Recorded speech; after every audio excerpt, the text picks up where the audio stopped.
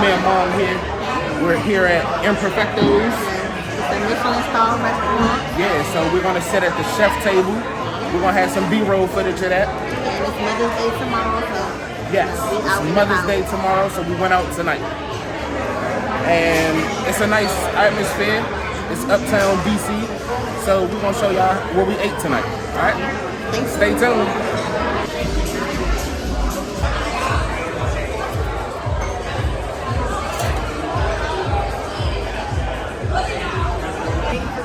You will get a different wine, or champagne.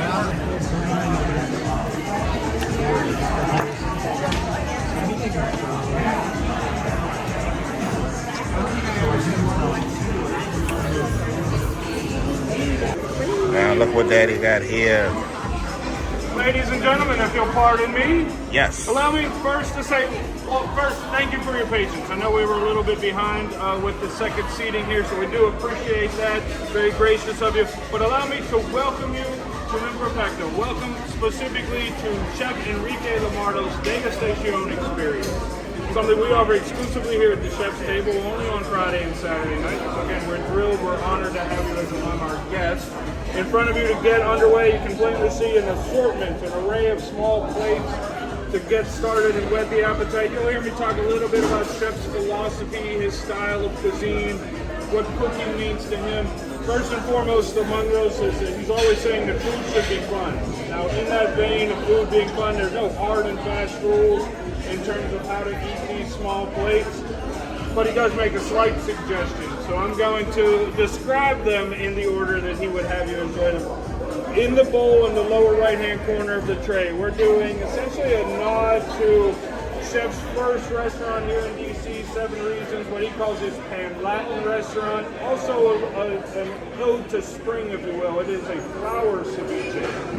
So the base of the dish is a red leche de tigre, that citrusy concoction used to create the ceviches of South America. Ours is done with a sweet potato puree with fresh lime and red long pepper for a little hint or a little of spice to it. Fresh flowers, including something called quinome leaves. Now, quinome are the leaves of a Szechuan peppercorn plant. It has a very distinct and fun, numbing quality of the tongue. Directly above that, a great example of some of the heightened or luxurious ingredients we'll see throughout the course of an experience like this. We are doing oysters and caviar. So it is Kumamoto oysters. They are from Japan. We bring them over from Japan. As you can plainly see, a small oyster shell, but a deep cup produces a plump, meaty oyster. Kumamotos are prized for their sweetness, and we like that as a counter to the natural brininess of the golden Ocentric caviar that sits atop that. When Chef is saying that food should be fun, one of the ways that manifests itself most plainly early on in the meal is there's always some sort of finger food element. So with the tart, that is absolutely meant to be picked up and enjoyed with your hands. It is a charcoal-infused pastry dough baked into a tart shell here. Again, a little nod to spring. It's an English pea puree, and on top is a tartare of wild-caught white Mexican shrimp, finished off with dollops of a ginger aioli. To the right of that, arancini and bomba rice. It's the short grain Spanish rice traditionally used in the creation of paella. Ours is cooked with saffron and that pungent Italian cow's milk cheese taleggio.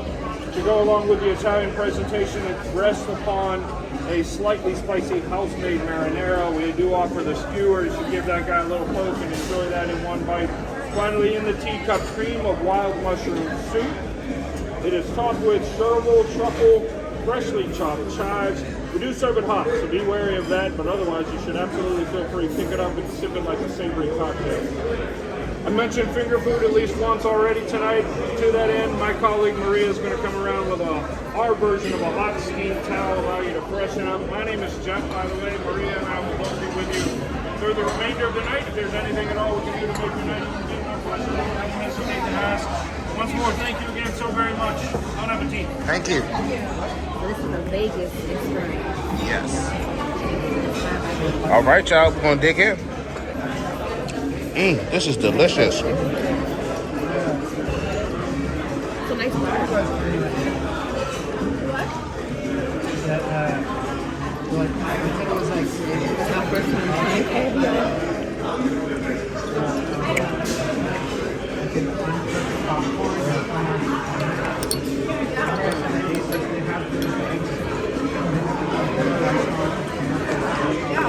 Alright, mama. Now I'm trying to catch what's it, oyster? With caviar on top. It's our first time trying caviar. Oysters from Japan. How you supposed to just drink that down? No, I just want to make sure it comes. Oh, okay. How is it? I had to just make sure I swallow it. Why you ain't chewing? Because you're so used to chewing things, so just kind of swallow it. I really didn't taste the caviar. It wasn't like bad, y'all. So if you're thinking about it, it's not good. Alright, well. Let me get Daddy ready.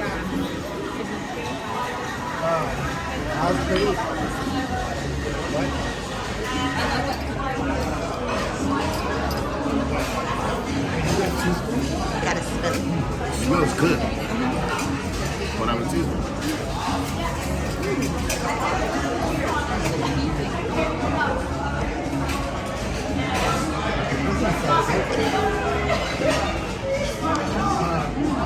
You still chewing it. You were supposed to slurp it. That's bomb. Did you taste the caviar? Yeah. Yeah. Alright. Now we're on to the puff. It's a Charcoal base pastry with the shrimp and garlic aioli.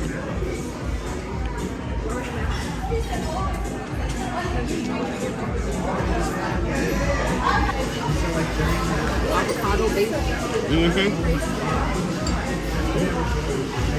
That's avocado on the bottom.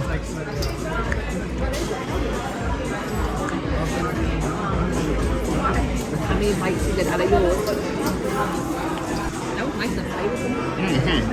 I think the lemon in it. All right, now let's try.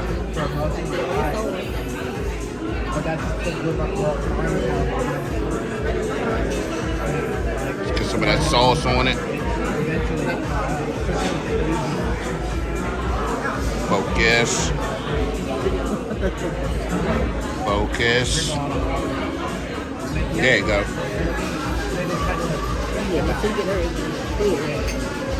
Drink it. Hold on. Gotta tap everything.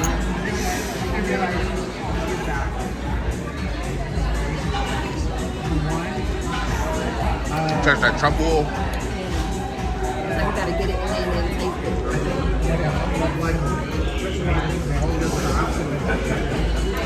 Yeah, this is one of those ones you gotta just sip and savor.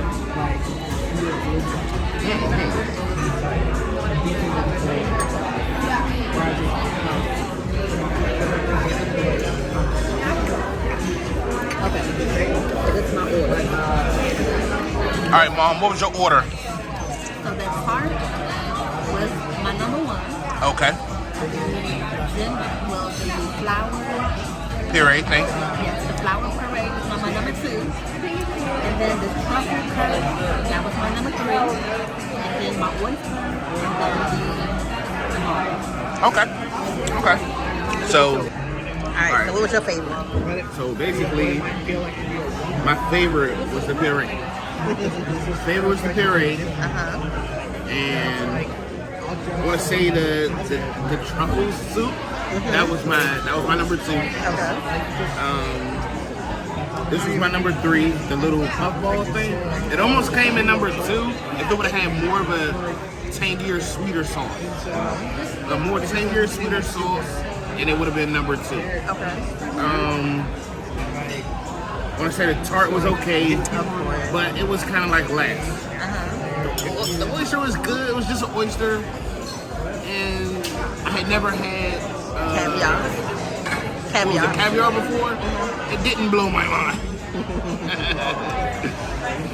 A lot of people say it's salty, but it really didn't taste like anything. I mean, it was good, but I could have did without it. Other than that, Yes, I'm ready for the next course. yeah. So y'all, this is the cleanser where you can wipe your hands. These cloths are infused with rosemary, They smell amazing. They smell so good, and they're warm too.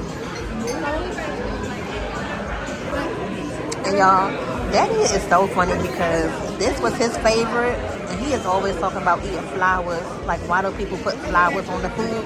But listen, he said that was the best one that he had, and it had the flowers on it. So look at that. Look at that. Give him a disclaimer. No, it wasn't. He ate because flowers. of the flowers. He ate flowers, and he loved it.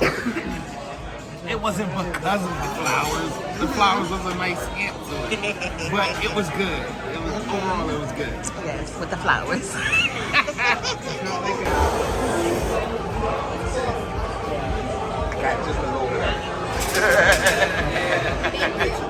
I got just a little bit.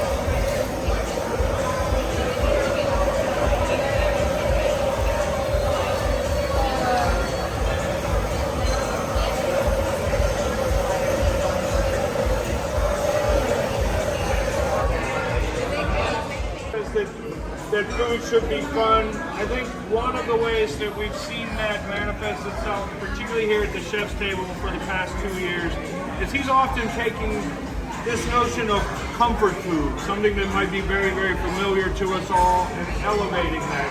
Usually through the use of, again, fancy ingredients, but also his technique, his plating, and what have you.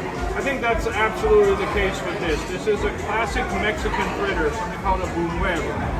So again, it's fried dough. It's a donut, more or less. The base of the dish, however, is a crab salad. It's Norwegian king crab. It's done with cucumber and compressed Santa Teresa lemons. The juice from the lemons is collected, sweetened, and used to glaze the donut. On top of the crab salad, we're doing a puree of asparagus and artichokes, and then a salsa of burnt tomatillo and serrano pepper. There's a house-made lemon whipped cream that sits on top of the bunuelo, and then again the caviar. So you're getting that complexity, the saltiness of the caviar, the natural sweetness of the crab, those cleansing qualities of cucumber and citrus. Bon appetit. Thank you. My pleasure.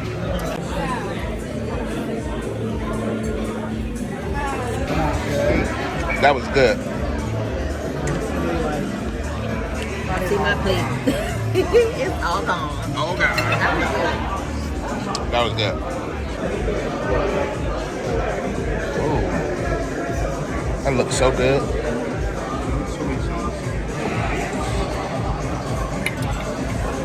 Tell us what type of fish it is. That looks so good. Wait for him to come and do the breakdown. Again, at the outset, I said about chefs constant preaching that food should be fun. I think that it wouldn't be very long into a conversation with him before you also heard the phrase purity of taste. They'll tell you that it really is about seeking out the absolute best, the most pristine quality of ingredients available to us, and then simply not doing very much to get in the way of those great flavors. This dish, I think, is a great example of that. It is kampachi, Japanese yellowtail. I'm a member of the amberjack family, but Chef has sourced this particular fish from the world-famous Tokyo fish market. I'm sure you took note of the use of the blowtorch. We operate in a classic Tataki fashion. Chef torches the skin side of the fish. Otherwise, it's pretty much just sliced and presented as is. Base of the bowl, high-quality Tuscan olive oil. There's a world-famous Italian wine producer called Frescobaldi. It's a side project of theirs, something called Latameo. It's a clean, peppery finished olive oil. Then our little version of a fusion, if you will. It is shoyu, a house-fermented soy sauce, and then Chef takes something called katara, basically a spicy condiment from his home country of Venezuela. He'll incorporate that into the soy. Off to the side, a slice of fresh avocado, I think accentuating a nice buttery quality of the fish itself. Really nice additional treat on the plate this evening, that dollop at the very top. We are doing essentially a kampachi liver mousse. We get the whole fish in from Tokyo when they send it over. So chef does all of his own butchering here in-house. We have preserved the liver, created this mousse out of that for a little extra punch of umami. If you're a sushi fan, monkimo or monkfish liver, think along those lines. Bon appetit. Thank you. Can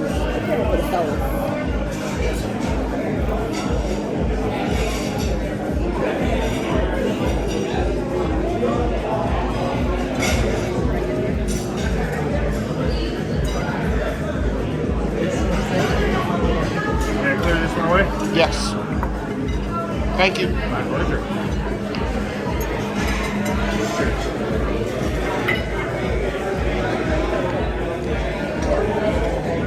That's good. I taste the serum on the skin on the little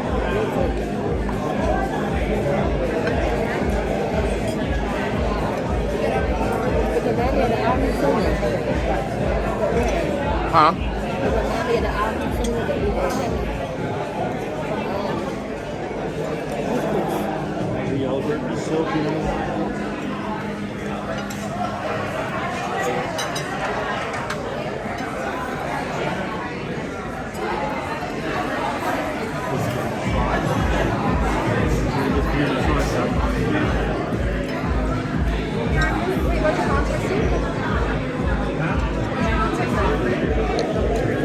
That's good.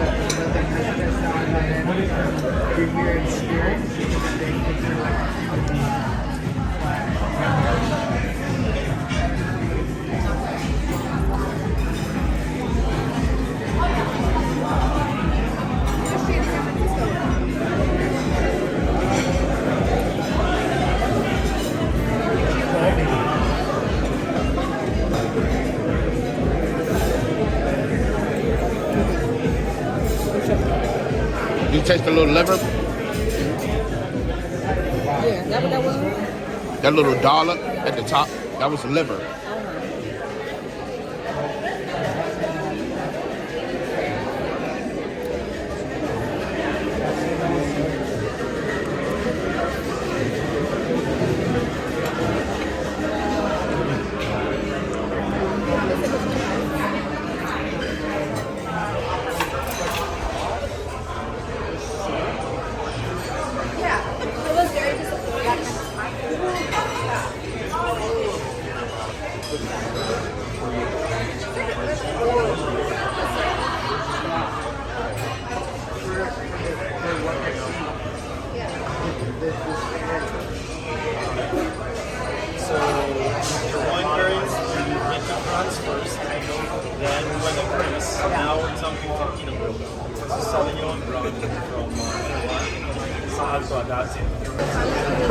Looks so good, right?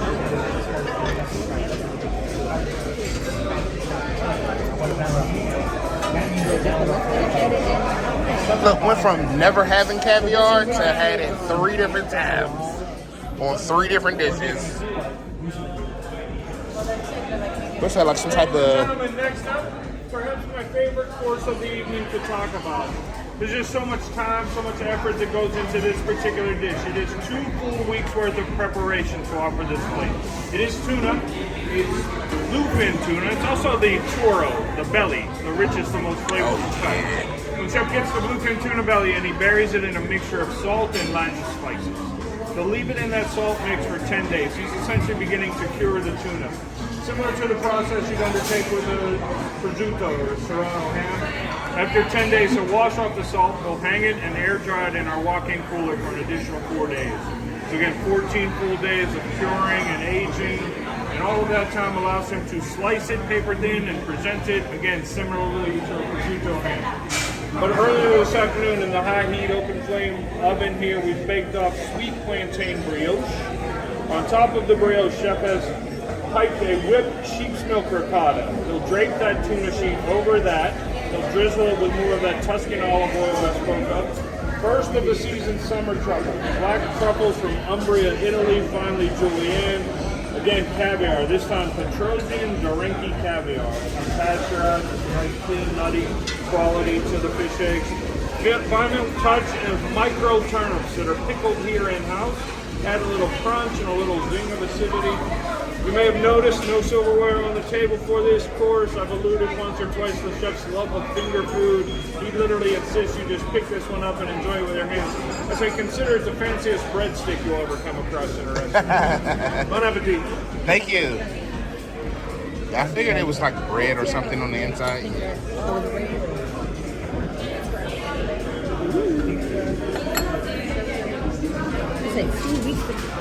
Yeah, 2 weeks to prepare. How it tastes, Mama? Tastes good? Yeah, these taste like prosciutto.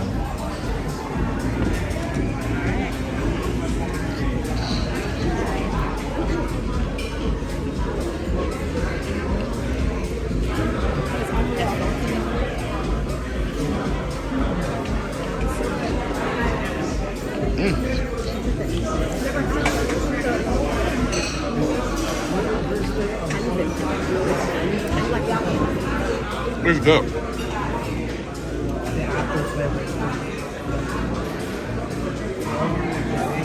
You might think it's tuna.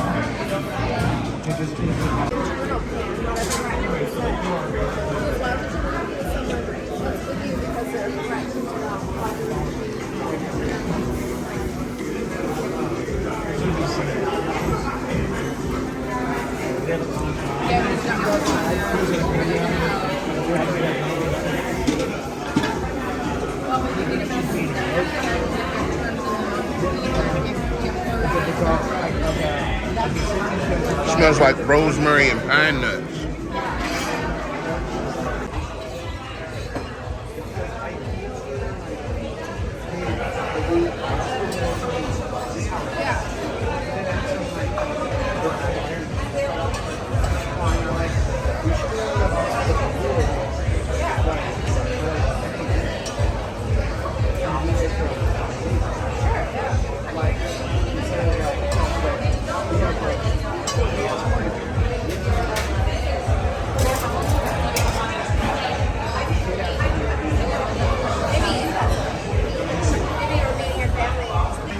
It is very gently poached Mexican grouper. It's grouper. The broth or the consomme is a dashi. That's been made with kombu or a type of seaweed. But then chef, big on sustainability, so we tend to try to minimize waste, use as much of the animal as possible. So after butchering the fish, we've taken the bones, the carcass, those are smoked back here in our kitchen. That's used to flavor the broth as well. Another nice element of spring on the plate here, morel mushrooms, just lightly sauteed. Mushrooms. In the center of that, an aioli the chef is using or making from Santa Barbara spot prawns. Again, another beautiful seasonal element. Bon appetit. Thank you. Did you ever eat your mushrooms in the house? Well, we just bought those whole food. Did we get them? Yeah. But that's, you need to eat them before they go bad. So what you about to taste them? I want to taste the broth first. Yeah. I love this. That's good. And these little serving bowls. That is good. Make sure you eat your mushrooms. So is this like one of your liver pieces? No, that's a puree from prawns. From shrimp.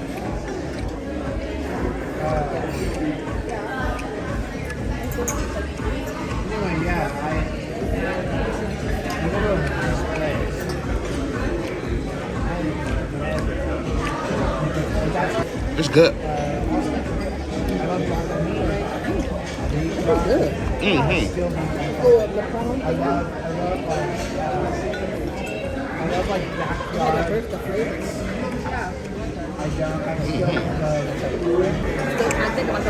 Okay, Mama, so between the last fish dish and the one we just had, which one was better? I'm trying to remember what the last fish dish had. That was I think this one. Yellowfin. This was Goliath grouper. I would say this one because it had like some type of shrimp paste, and the other one was the gallbladder or the liver of the fish, and he moosed it. I like this one better. Yeah, this one had a shrimp paste puree. Oh man, it was so good.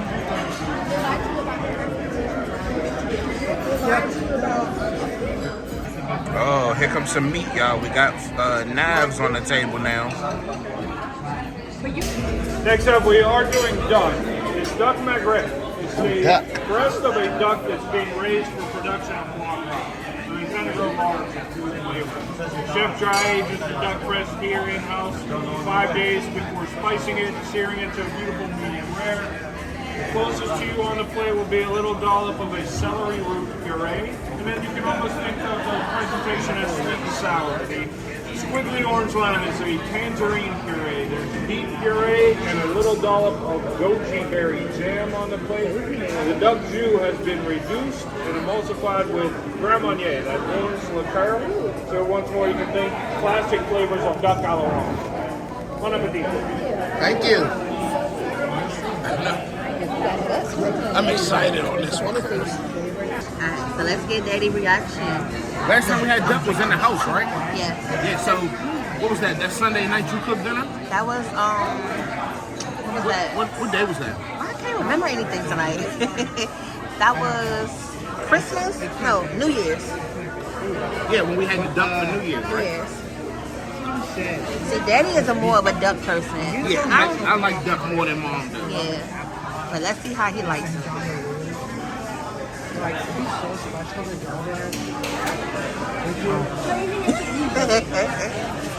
That explains it.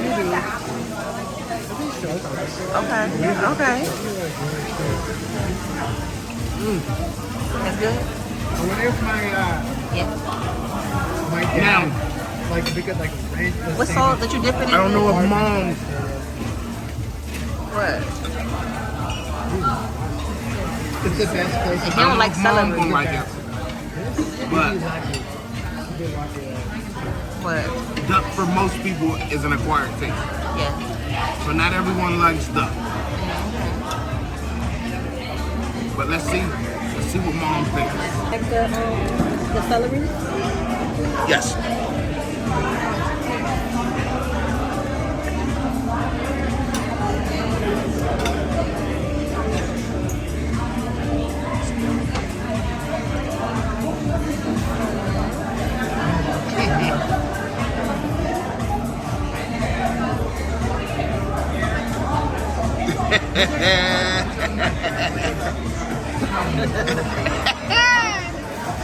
No.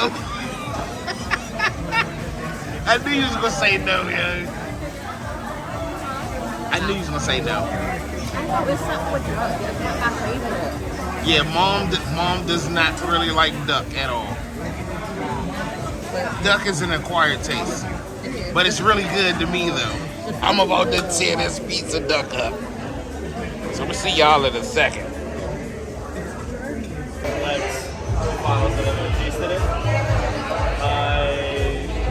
I'm not sure. I cannot pick up all these different notes in here. But we can give it to you and you let me know what you taste. Basically, in terms of fruits, there are some blueberries. We have orange in there. Now y'all know I ain't no fan of no eggs. Next up, Imperfecto steak and eggs, if you will. It's actually bison. We sourced this from North Dakota, but it is the tenderloin, so you can think filet mignon. It's seared, a beautiful medium rare. It sits over potato, cooked confit with rosemary and garlic. A little dollop of onion sous vide off to the side. The sauce is Rossini sauce. Madeira wine reduced and enriched with foie gras, and then each steak topped with a perfectly fried quail egg. Bon appetit. Thank you.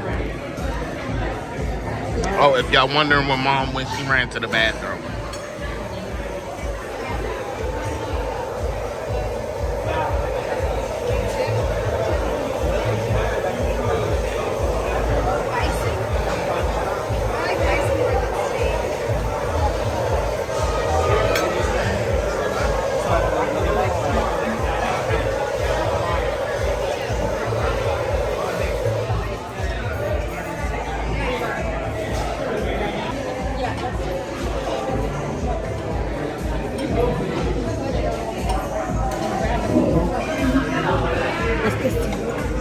bison. It's got a quail egg on top. I had to wait for the bathroom.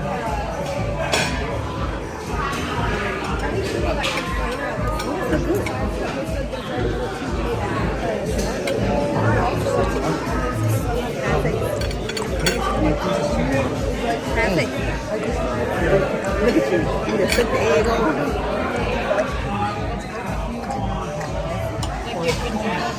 This is on the bottom. Potatoes.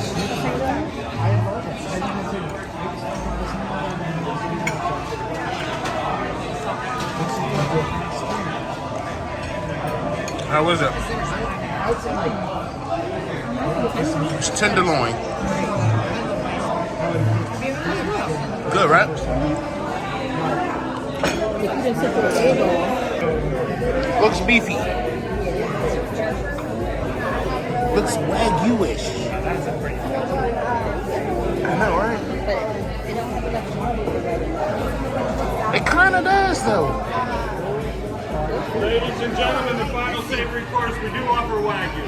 Told you. Japanese beef, Told you. the highest It looks like we it. give to the Wagyu. Chef has basted it throughout the night with an aged balsamic vinegar. Then again, they'll take that blowtorch to it. We like that high heat method of cooking here. The crest up the exterior, the balsamic lending a little hint of sweetness, but mostly we want the high heat to render that internal marbleization as the Wagyu is fried. Off to the side, again, sort of bringing it full circle in terms of chef's idea of bringing comfort food or familiar items. These things really sort of coming from chef's childhood. The green on the plate is something called guasacaca, so it is essentially a Venezuelan guacamole, if you will. But to tie it in with the origin of the beef, we have infused the guacamole with wasabi. On top of that, there's yuca, again from chef's home country, Venezuela. Essentially mashed and fried into a beautiful fritter that sits over top. Bon appetit. Enjoy. Thank you. Oh, yeah, you got your Wagyu. Got some Wagyu, baby. All right, tell me how you like them, Mom. Alright, so let's see. Mom eating her first piece of A5 Wagyu. It cut like butter. It cut like butter, huh? That's a fritter. There's no potato inside. You don't know what to taste first, huh, Mom? I'm trying to get everything with like one bite.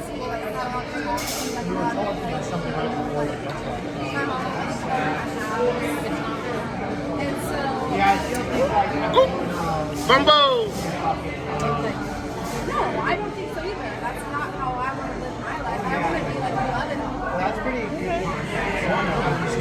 Milk like butter in your mouth? It's nice and creamy. Alright. Well, I'm going to get into this A5 Wagyu and then I'm going to see y'all in a second. Gentlemen, more or less a classic intermezzo. It's a bit of a palate cleanser. Chef Genesis, our pastry chef, creates our own sorbets here in-house. The base of the bowl here is a guava compote.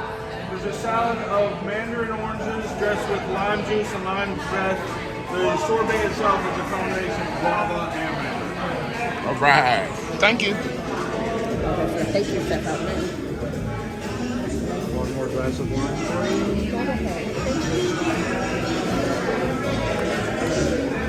Oh, that's good.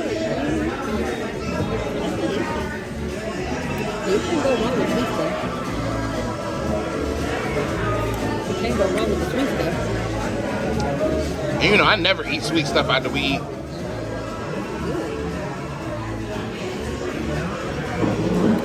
Like something at the bottom of it. It's like a little fruit stuff at the bottom.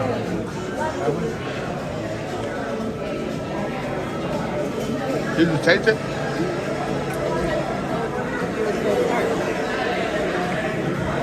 I like how it's looking like an egg though. The egg yolk. Of the bowl for this dessert is a cinnamon streusel. On top of that, we're making house-made sorbet of Alfonso mango. Alfonso is a type of mango from India, purportedly the best and sweetest mangoes in the world. Some of the fresh ones are diced on the plate there for you as well. Chef covers the entire thing in a white miso and white chocolate foam. She talks to what she calls mango glass, just to bring a little crunch and texture to this. Enjoy. Thank you. Tastes good. That mango glass tastes good.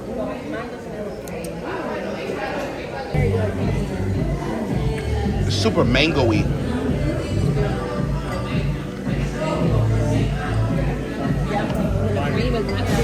Mm-hmm.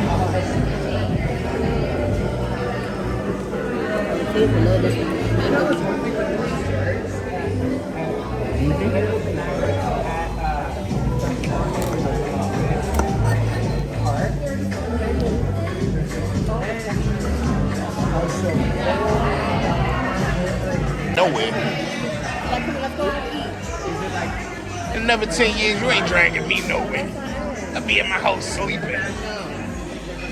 All right, y'all. Look like our final dish of the night. Ooh, that plate is cold. Ooh, look like we got gold leaf. See that gold leaf? Yep. Taste this. A little salt on top of it. Bunuelo dessert, chocolate tart. The base of the tart is a candied orange salted caramel. The chocolate, also flavored with plenty of aged star crumbs, topped with edible gold leaf. Off to the side, the savory ice cream, porcini mushroom ice cream. Ooh, porcini mushroom ice cream. Mushroom ice cream. That's my first. I ain't never had nothing like that. Porcini mushroom ice cream.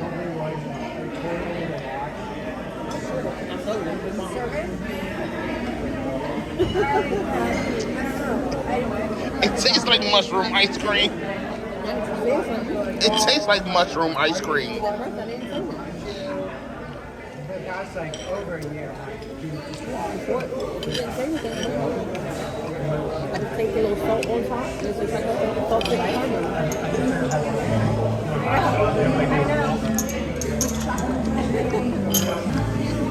Yeah, you need the ice cream to eat this.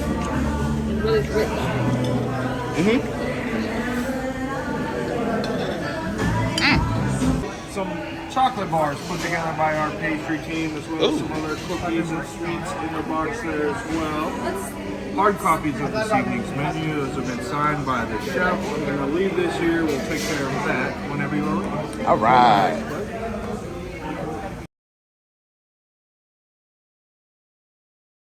Nice eating with y'all. Yeah, I loved it.